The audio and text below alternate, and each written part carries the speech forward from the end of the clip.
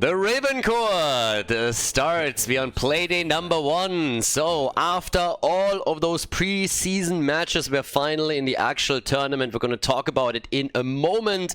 And also the internal question that keeps popping up, and for some reason people just, after years and years and years of me saying this, still don't understand. Why is there no draft Khaldor? Will also be answered. On the left we got Team Dynouh, and on the right we have Team BananaH. Team Dynouh with Dino himself on Tracer. We got Captain Rex on Malfurion, Ruzzo and Jaina, Dequaza on Urel, and Unforgiven is playing Tyrael. Over on the right side of the map, it is BananaH and his boys with BananaH on Cassia, Maitroy on Blaze, Hazops on Sylvanas, Vexu on Brightwing, and Uki is playing Varian. Alright, so as we have a bit of a skirmish going on in the middle, first things first, as usual, the same rule holds true. If there is no draft, it means the game wasn't casted live, but from replays. Happens sometimes when I'm sick, when I'm traveling, or when for some other reason I cannot cast a match live. Sometimes there's a little bit of an overlap in matches, and then oftentimes I go back and cast the replays on, first of all, Twitch, and then also, of course, on YouTube. Unfortunately, Blizzard doesn't save draft information in the replays, therefore I can't provide the draft pick by pick, and we're going straight into the games. So every single time that you don't see a draft, that's the reason. When there's a draft, I always include it. By the way, I've been saying this, I think, for the last 8 years or so, and people are still asking it. It is mind-blowing to me how people have not figured that out yet, or at least some. Most of you, I suppose, already know that quite well.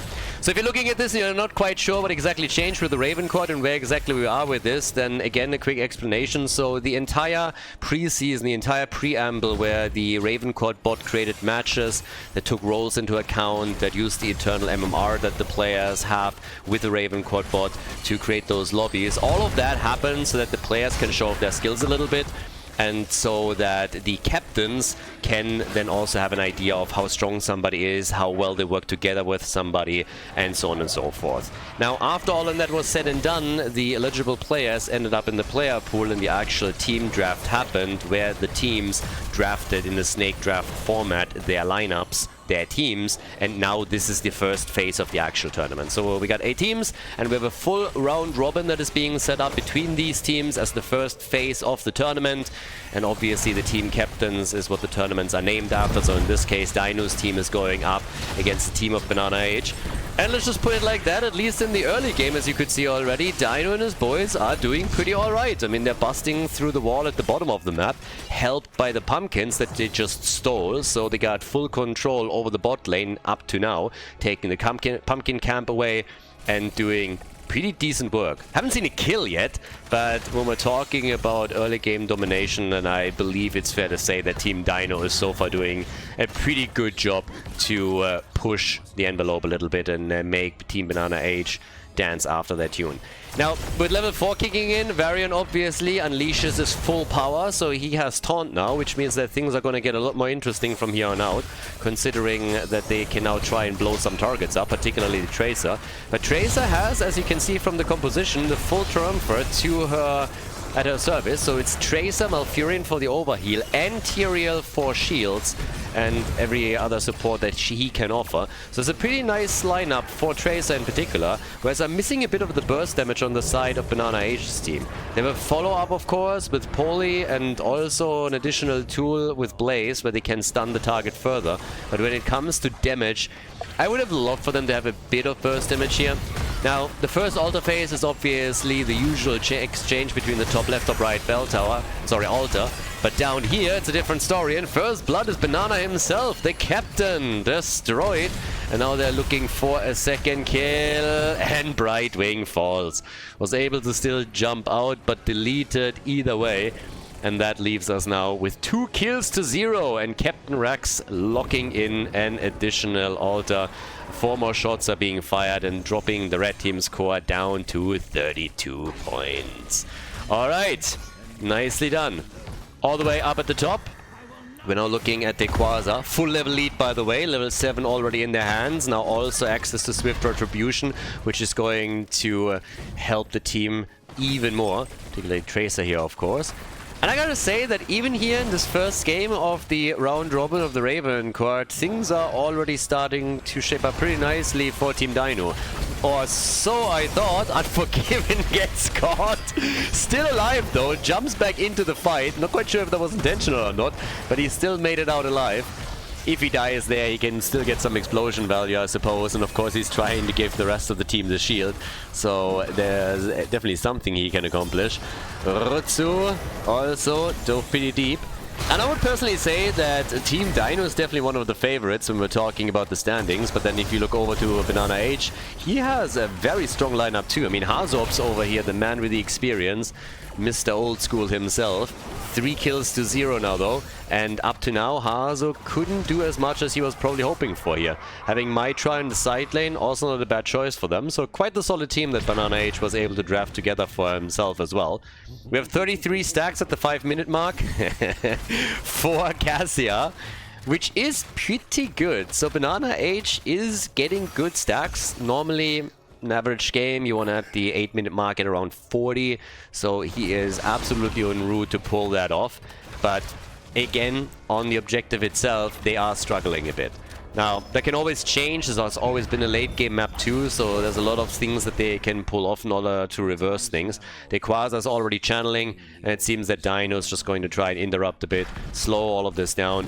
Considering that they nearly have level 10 abilities, it also means that there's a good chance they're getting the ult at the top too. Rutsu though gets killed, so this is actually the first kill for BananaH and his boys. That was well done. Quasar then again is able to get the channel. That's another 4 shots fired. Might try, he was doing his best, but let's be honest, at this point, if he would have stayed any longer, he would have died for sure, and then they might have lost it regardless. Still no rogue abilities for the red team, but at least they can force the ult from Quasar and force him to retreat. 40 stacks now for Cassia, but there's also a lot of damage that was suffered at the bottom bell tower, so the red team is definitely finding themselves in a bit of an annoying spot now, where they are behind in experience, they are behind in map control just by a bit. Thankfully now with level 10 abilities there is a chance that they are also starting to bring this back, but the attack is happening. Ring and ding, they're going full on the attack and they're getting a few connects and a kill too. Dino gets punished after Brightwing gets eliminated, and here comes Malfurion with his old ball of lightning bouncing around a bit for the time being. Bell tower is taken and now Blaze is moving in too, so they're trying to force the fight here. Rutsu with a great ice block. Azop's in trouble, he dies, and now they're going for the rest of the red team, and it's not looking all too good for Team BananaH. Banana himself gets cut off, they're bottom blocking him hard, and now they're trying to do the same with Varian. A bit of help from Brightwing, but that might take the Fruit Fly down too. Both of them survive, but of course they are still in a world of pain here, considering that it's 5 bell towers to 3, and it will very likely result in a few shots fired against Team BananaH. Not quite sure if they can control both of the altars, but they should at least be able to get one of the two. 27,000 damage put Cassia into the driver's seat on the damage numbers. Wookie getting in a position to try and interrupt any attempted channel. And they are about to retake down here at the bottom of the map, so that's actually a pretty nice attempt to try and get this in time. I don't think that they are completely going to be able to do it. Jaina's already channeling, so is Malfurion. Both of them get it. Oh, that's 10 points off the core.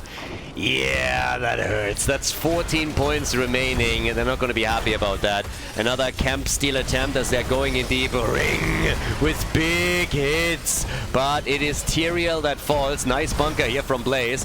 The explosion from Tyrael not doing too much, but enough, and now Mitra is in trouble and dies. Blaze is gone. They're trying for another kill, and this time it's Varian, that's their target. He's barely able to make it out of harm's way, but with 7 kills, 2-3, things are still looking very, very good for Dino's team. They are ahead in experience, locking in level 13 any second now. And of course, they also have a massive lead in points on the core. 36-14, and we're only 8-9 minutes into the game now. So a pretty significant lead this early. Now, 52 stacks for Cassia is still very good progress for BananaH. His level 1 is going to chunk as the game continues. And if they get into the typical Towers of Doom late game, then this might be something that helps them to turn the tides of these battles. His damage output is going to be pretty solid, but then again they're getting caught down here. Blaze isn't ready. It's a 5 versus 4. BananaH in trouble. Vexu trying to help him out. Houseops is also low. Cassia the first one to fall. Sylvanas is a close second, and the rest of the team is on the run. Blaze arrives, but he does arrive too late, and now they can once again reclaim that bottom bell tower as they're going straight in for the attack. The pumpkins aren't even here yet, but they will be any second, so there's no doubt that this bell tower is gonna fall. First pumpkin already takes it out. Second one also goes down, but they still could technically escort one over. And to make matters worse, once that the altar is channeled, access more or less denied to the red team, it means single digits on the core for BananaH and his boys. So, yeah, one pumpkin made it through. Core's at 13, another 5 shots fired, and we are down to 8. So, Quasar up top side, getting more experience for the team. They've been playing an incredibly solid game, and you can tell that BananaH, they are thinking, okay, we got to do something before 16 is ready for the blue team. Let's flank in here, let's cut their way of retreat off, and let's try and force a fight against those 3. Ring of Frost to slow them down a little bit, and Jaina is dead, so they went extremely aggressive, helping with the bell tower was Sylvanas, who shut that down quickly. But here comes the attackers. They're trying to get a little bit more out of all of this. They hope, of course, to take the bell tower back, but also to get a few more kills in an ideal world. We have 9 kills to 4 now in total. And on the damage numbers, it is indeed Cassia that reigns supreme with 43,000. Tyrael is dead. Another kill for the red team. Is that the moment when they are finally starting their comeback here? Tranquility is being used by Malfurion, but now there's only 3 of them left. And they get the bell tower as expected. So nice attempt. I really like the way that BananaH and his team is approaching this. They realize that they cannot play a passive game anymore, that they have to take some risks. They wrapped around the opponent, came in from behind, disabled the bell tower, and then went straight onto the attack. They are still a bit behind in experience, and Tyrael is back in 5 seconds, so now that the triple altar phase is up, they still need to be extremely careful, since 2 altars would still seal their fate. So, gotta be very, very careful now how they are playing this out. And they also need to get level 16, which in and of itself shouldn't really be a problem, considering that Mitra is now up at the top. And he is getting the experience here, so now both teams are again on even talents. But it also gives us now the northern exposure, and that, of course, is another tool that Jaina can now use to be extremely aggressive. The Quasar is channeling at the top, so it's all about the bottom bell tower. If the blue team wins it, or the bottom altar, if the blue team wins it, game's over. 1-0 lead in the best of 3. Double connect, nice, good damage with the ring. They're trying for Brightwing, but it is Tracer that falls. Dynouh is gone. The captain has been eliminated. Uki comes in. Oh, careful, Varian. Overdoing a bit here. And all of a sudden, he's in trouble. But there's the stun on Yrel. Great move by Blaze. A fantastic jet propulsion. Did not allow Yrel to use her ult. And that is the saving grace for now for Team BananaH. In we go. They channel the bottom altar. And that keeps them in play just a bit longer. Nicely done. That was a very, very important fight, and it was incredibly well handled, especially, of course, by Blaze coming in and hitting that jet propulsion at the perfect moment in time. Absolutely destroying Yrel and not even allowing her to use her ult. 70 stacks now for Team BananaH. Jane, obviously, as we already previously saw, completed her baseline, used the ice block a few times there too. 52,000 damage for Cassia, top damage here. Nobody really contesting this. We have 45,000 for Jaina. She's like 7k behind. Shots are fired and the core is now down to 24. But of course, for the red team, it is still a dicey spot. They need to retake some of these bell towers or they're going to be in trouble. Bunker is already being forced. 1 altar is still enough for the blue team to end the game. That's why bell tower control would come in so handy for the red team now, because they could buy themselves a little bit more time here. Another issue is that if they themselves lose a bell tower, particularly the one at the bot lane, pumpkins could also become a problem once again. Noteworthy that Captain Rex hasn't died yet. He's the only one that has not fallen. Yeah, explosion time, so reducing the death time a little bit. But oh, they're going for BananaH. They might get the kill here. If Jaina can get another hit, they're already dropping Cassia. Now they go for Varian. He's also down. And oh boy, after the initial kill on Tyrael, this entire fight just ended up being a disaster from the perspective of Team BananaH. A full 5-man team wipe as they are killing everything. And now the altar is coming up in another 9 seconds. This is gonna be the end of it. Fantastic battle here. Blaze also chased down towards the end, and that was well done. The channel happening, and Team Dynouh is gonna walk away with a 1-0 lead in this best of 3 series when the Quasar is done trolling and actually channels the altar. So much for that. Not quite sure. Okay, ring comes in too, shots are fired, and that is victory in game number 1. The blue team walking away with the lead. Team Dynouh takes the W on Towers of Doom. GG. Before we head into game number 2, make sure that you subscribe to the channel if you haven't done it yet, so you don't miss out on any future content here on Khaldor TV. Well, here we are with game number 2. So, Team Dynouh has taken the lead, and we moved on to Battlefield of Eternity. On the left, we got the blue team with the Quasar on the Haka, Captain Rex on Uther, Johan on Diablo, Rutsu on Liming, and Dino on Greymane.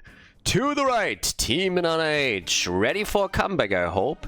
This is a best of 3 series, so this is already match point for the blue team. But Team BananaH with the captain himself on Mephisto, we have Maitri on Imperius, Hazobs on Hanzo, Uki on Nubarak, and Vexu is playing Lucio. I said in the first game actually that we have 8 teams that are playing a round robin here. That's actually not correct, we have 6. I just defaulted to basically standard mode. So yeah, it's 6 teams that play a full round robin, and then we are entering the second phase of the tournament, just so that you guys are fully aware of that. And we can go over the captains in just a second, but the Quasar at the top is taken out. So yeah, the captains are Dynouh and BananaH, as you can see in this particular series, but we also have Skog, Madara, Cure, and Ultralisk as a captains for this actual tournament, for the tournament phase here. Now, if you want to have some additional information, you can also check out the website. If you're catching this on YouTube, there's a link in the description that you can have a look at. We've been talking about the RavenCourt quite a bit in all of these preseason matches that are uploaded. But yeah, this is the actual tournament now taking place, and there's a lot of action here. And it's obviously always nice to kind of see what happens when you're mixing some of these players together, when you have teams that only come together for a captain's draft tournament. That's the whole beauty behind these, and makes mostly sense when you're doing this, of course, in a tournament format, but that's what we're getting right now. So, with that said and done, we have already a lot of action down here at the bottom of the map, because apparently the blue team is eager to get a counter kill and put one onto the scoreboard too. There's of course a lot of tools that can chunk down those immortals. Hanzo in particular comes immediately to mind, but then again you have for the blue team Li Ming plus Greymane, and that is dangerous in a lot of different ways. Now, first of all, it's a very nice combo when you're trying to go for immortal damage, because you can immediately take that bad boy out with the 2 of them just chunking away there. But you have also a lot of reset potential for Li Ming in particular, and can use Greymane as a finisher. So something that in team fights might play a big role, especially considering how much engage and CC we have from the rest of the team. The OG bully Diablo is always going to be waiting in the wings like he does here, trying to get access to anybody, and then if you can flip them into Uther's range, a follow-up stun is not out of the question with the Haka always able to chip in another CC. So things are looking pretty okay up to this point for the red team, I'd say, but we're still very much so in the early game. It's a 2-3 split that they're currently running here on the map instead of the traditional 4-1. Allowed them to get the camp at the top, but down at the bottom of the map, Team Dynouh has taken their camp, so an even trade between the two teams. Triumvirate kicking in for Li Ming. We got the Underking for Nubarak, so going for a bit of a deep dive here already. And at the same time now, we're seeing a bit of a move for the camps, with the first objective now popping up. This is not really a surprise in any way, shape or form, but yep, there it is. But yeah, there we go. Bottom of the map. What do we get there? Camp is coming in, Immortals are touching ground, so nobody is actually dealing with it right away. Instead, they're just having a quick look to see if they can maybe get the halftime show victory. The blue team is doing the same thing, and Greymane is of course chunking this one hard. They're chasing the kill and losing a lot of time on the Immortal. The Haka was thinking about coming in here too, but Greymane alone is just not able to claim this. So the red team is successful on the halftime show and can then rotate Imperius down to deal with the camp, which they just did. The Haka is doing the same up at the top. And Hazo with his level 4 on Hanzo can do a whole lot to do proper damage here. Dynouh is back up and the rest of them is defending. So they're buying Greymane as much time as they can. Johan with a very nice body block blocks a lot of the damage that would reach the Immortal otherwise. But there's a chance that Diablo goes down as a result. Now, if this continues, the red team is going to lose the Immortal, and if they're not careful, they're going to lose more than that. But it's Uther that falls. They're still trying to chunk this down, but Dynouh has been able to reverse things. But now it is Diablo who's in trouble, and there's no Uther to keep him alive anymore. Dynouh himself is also not looking too good anymore. That's 3 kills now for the red team. So definitely an Immortal that cost them a lot. They lost in total 4 heroes in this game already. 3 for the Immortal. And yeah, at least the blue team got the Immortal, but I think we can all agree that this one is not going to be able to do too much.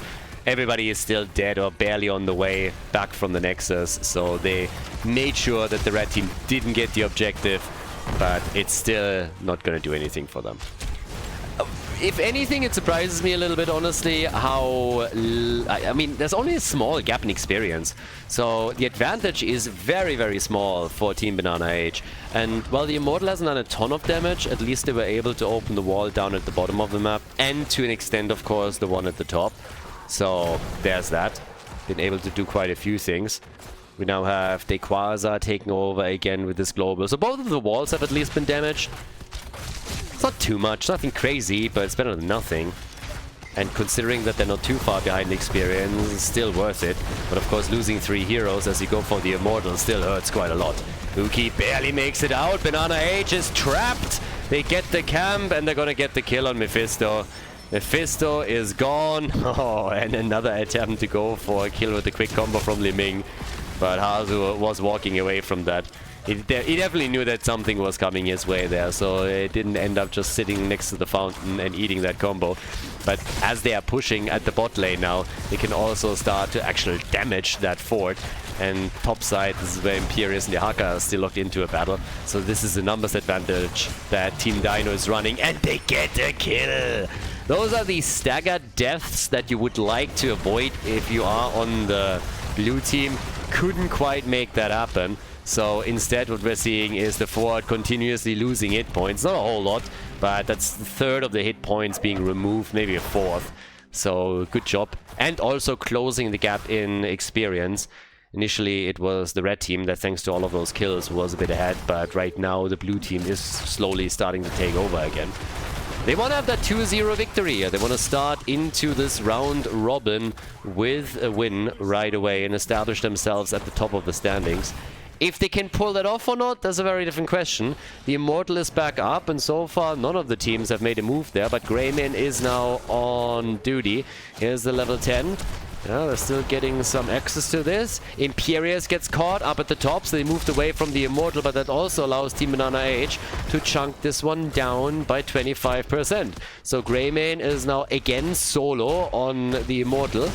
And they are going for defense down here at the bottom, forcing a 4 versus 4 as they're trying to defend properly. Since they still had level 10 abilities as a tool against BananaH, that was easy pickings. But now that both teams have rogue abilities, that might change quickly. The halftime show, then again, that was more or less a foregone conclusion. Nice arrow into Mephisto, but not quite the kill that they were expecting. Instead, we're getting an APOC, and the combo is true. And they get the kill on Lucio. And they drag Anubrak to his death. So a double kill from them. Hazu trying to get the proper angle to take down Diablo, but couldn't quite hit it here. At least they were able to take Uther down, but the Uther Ghost is still doing overtime. They kill Imperius as well, and that's 3 heroes down on the side of the red team. And of course, this Immortal is gonna do a lot more damage. We saw that Equaza. Yeah, his teammates too. Everybody is just pinging him right away. Okay, so as is, we have a topside push. This fort is gone. The fort doesn't know it yet, but we do. Fort can't see that far, you know, side radius and everything, but once that it sees the immortal, it's just gonna be sitting there and thinking like, oh shit. But yeah, no chance. I mean, this bad boy definitely has too much of a shield. And with all of the heroes, with the exception, of course, of the side laner coming in to play, this one's gone. Also, they're coming in with the Haka, so they're hoping for even more kills than that. Quick stuns from Anubarak, but nothing that would really threaten the life of Dekwaza. Mission accomplished in the sense that they pushed everybody away from the fort, so now they get the freebie. And while the red team has to defend at the top, they are rotating back down. And Imperius would be well advised to try and get the hell out of there, because if he just stays, then this could well result in him also getting killed. Yeah, Dynouh's immediately on it. Dynouh's immediately on it, and now my try is low and dead. That was telegraphed, very much so. They hope for a counter kill. Might even be able to get that. Johan is moving out, and Diablo is gone. And they get Dino. Divine Shield. Nice. Captain Rex in this case, saving the day for Greymane, but he dies. I like the way that the red team is counterplaying this. The red team lost the top 4, they lost Imperius, but they then came in, got 2 kills. Dibbles had his souls up, so he's already back, but has to now restack properly. And then at the same time, we're gonna see what else they can do here. But as it stands, we still have 7 kills to 7, 1 fort eliminated on the map, 10 minutes in. So there's still quite a bit that can be done, but we need a few more kills for the red team and also around the objective, not just at random moments on the map. Yeah, disintegrate obviously to burn down the cocoon, but also good to get some damage in from the side. They get 1 kill, they get 2 kills. They might be able to go for 3, but they steal the camp for sure, and Anubarak is also... Oh, well, he has cocoon still up, so he might actually make it. Nah, maybe not. Alright. So, with that, we already have, again, the fight. As you can see, that was just max value for Li Ming. Resets obviously coming through too, and then they could get more damage after this. 3 kills in total, putting them up to 10. Now they can also go for a few additional camps. They're also destroying the fort at the bottom of the map, as you would already have expected. And Greymane is immediately in position for the immortal, so the second that bad boy spawns, he's on it, starting to get the hit points removed.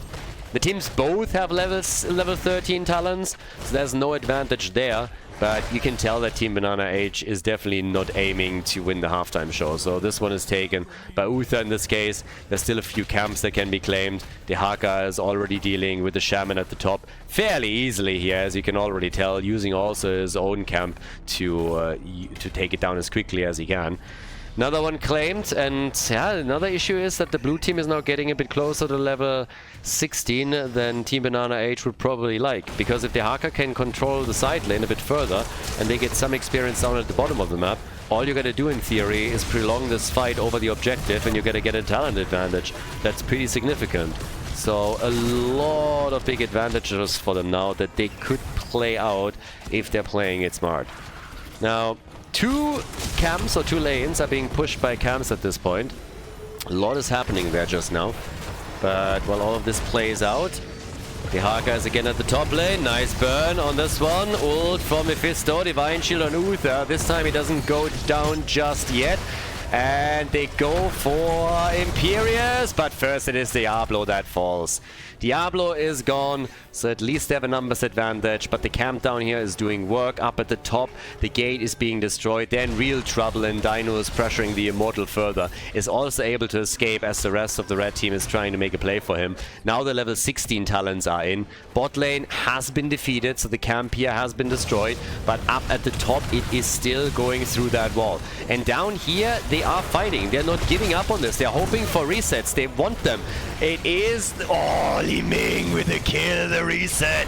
Gets another one. Calamity, baby! And they get another kill. And another one. Li Ming absolutely popping off and ripping them a new one. Just as Uther died. Beautiful fight from her perspective. Comes in, Greymane the first one to jump, then reset after reset for Li Ming. So she gets mad value out of this until she runs out of mana pretty much. And now they open the bottom wall up a bit further. Greymane is taking the Immortal down. So yeah, this is looking extremely good. That level 16 talent obviously playing a role there too. Having access to Mirror Ball, to Executioner. Also Uther with Benediction, as there's no 16 for BananaH in his team. That definitely made a difference. They're slowing this down a bit. Johan? Good move, baby! Yep, immediately getting pinged, as he should. So, yeah, definitely did not pay attention to this. Okay, so they take the Immortal now. They slowed it down a little bit, getting everybody onto the same page here. Topped up with hit points and mana. And now it's time to go for the fight. The one thing that played into the hands of BananaH and his team slightly, because they delayed, level 16 is now there. They would have gotten it anyway, I'd say. But this is obviously at least a position in which, despite the 2-level disadvantage, they can now defend with even talents. So that's something. That's something there. But yeah, so off we go. With that, we have the next attack happening. They're coming in. 14 to 9 on the kill count. Damage output 47,000 for Hanzo. But Li Ming and Greymane are close. They're trying to take over here. And boy, this keep is suffering. Whew. That keep is in trouble. The Quas are popping the essence, and with the keep gone, the core is wide open. Now it's a 5 versus 5, so no reason to celebrate just yet. But this core is likely going to lose at least a few hit points, and maybe more, always thinking they might get some kills. But it is actually the red team that gets kills here. They take down Diablo, and then Li Ming popping Lucio. The core is already at 67%. Uther dies as well. They don't have level 20 yet. Then Greymane is trying to get a kill, but it's the Haka that falls. Dynouh is on the run. 67% on the core is all they could do for now. It seems like Li Ming is also going to die. Might try with a big swipe here, just eliminating that. Dynouh dodging, but Diablo is the center of attention nearly immediately. Oh, and Greymane got Hanzo'd. Hazorps, the old man. Holy hell. They're coming in with big kills here. But they also have to send somebody back to defend the keep. Guys, I think this might already be too late. Run, baby, run! Yeah, I guess they can save the keep, but boy, is that thing low. So instead, we have now the red team pushing, as they should. They closed the gap in kills and nearly brought it back in experience. Did Team Dino just throw? I mean, so far they still have all their keep standing. They still even have a fort at the top. So it's not a throw yet. But they definitely got to play this cool, calm and collected from here on out. Can't really make any more mistakes because now both of the teams have already level 19 and are looking at Storm Talons. So, yeah. A lot of the advantages that they had previously are now gone. But they are, of course, heavily ahead still in structures. 67% on BananaH's core would also technically allow them to go for a bit of a backdoor, particularly with Greymane. If you have Greymane in your lineup and you want to go for a backdoor play, you can pull that off. It's more so a question of vision at this point, and the bot lane is fairly well controlled by Team BananaH, so it's difficult to sneak in there and make a play. But there's a chance that the red team is now turning this game around, and there's a pretty realistic chance at that. Win another team fight and Bob's your uncle. So now we got level 10, level 20 abilities for the blue team. Not something that the red team is willing to fight, so halftime show victory is probably going to be imminent here for Team Dino. Yeah, fight is already breaking out. You don't want to fight that battle, boys. They are diving for it. They're hoping to take Diablo down, but not that quickly. Uther didn't even use his ult. There was no need for it.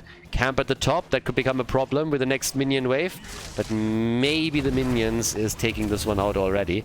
Either way, now both teams have their level 20 talents, but the halftime show is of course over, so yes, it is the blue team that got the halftime show victory and now have the upper hand on this. Uther went redemption, We have, as usual, Bullseye. We get Mimic and also Rewind here on the side of Anubarak, so more stuns. Hazu on the right, trying to help the team to catch up. Li Ming is firing away, ult being used. Divine Shield out, and there's the kill. That bug got squashed. Anubarak is dead, and now they're chasing the rest, or at least they're trying to. The Immortal should fall, will at least destroy the keep topside if they get him, but they of course want more at this point. They want the game. BananaH! What? He had negative hit points. Like, I didn't even see a hit point anymore. That was insane. How did he survive that? Immortal is still not taken, but Hanzo, arrow, Captain! Captain, my captain! Uther is dead, but he has redemption, so he'll be back. Now they still get one more hit in here. It's 400 hit points that are left on the Immortal, and there it is, finally gone. Greymane should be back in time, more or less. This keep will fall. The question is simply, can they end the game here? We're 19 minutes in. Catapults are going to start to hurt, and well, there's 3 catapults down at the bottom of the map that are now coming in here. So this is another problem that could, theoretically at least, become an actual issue during that fight, since all the attention is currently at the top lane. For very good reason, obviously. 4 heroes are already pushing here, and the Immortal who has more than a 50% shield. So as we're moving in now, a couple of the ults are also coming back. But they go for Diablo, and Johan is gone. So, Diablo gets eliminated.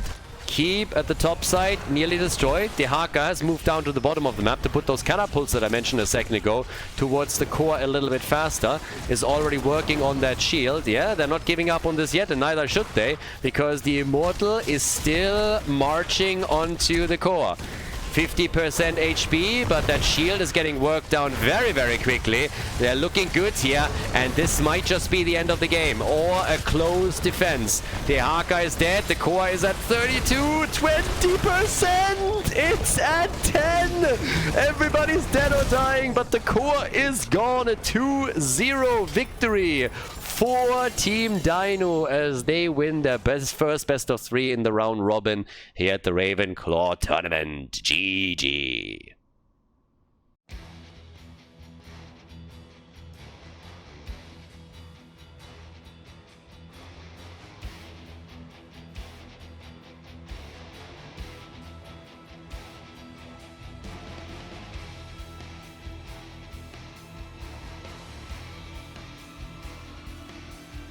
Thank you everybody for watching the video today. I hope that you enjoyed the show and the commentary. And keep in mind that the spoiler protection that is going to run for the rest of the video is made possible by all the support on patreon.com. So guys, if you want to support my work, if you want to help me start new projects and keep the spoiler protection in place, please consider heading over to patreon.com/Khaldor. There's also a link in the YouTube description, and check that out. Thanks in advance, and see you guys next time with more esports coverage here on Khaldor TV. Have a great day.